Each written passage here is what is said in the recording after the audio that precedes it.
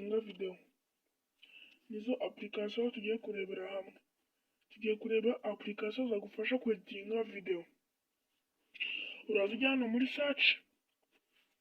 searchingemo iyi, dusearchemo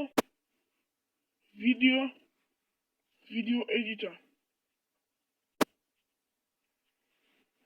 Tuyisachingamo muri yangana tunanditsemo nabi.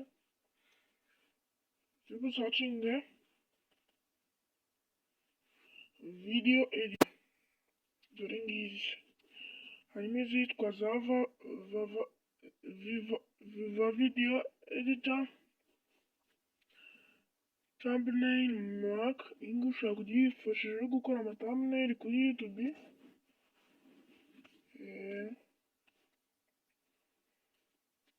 Ingi ugufasha gukora ama thumbnail.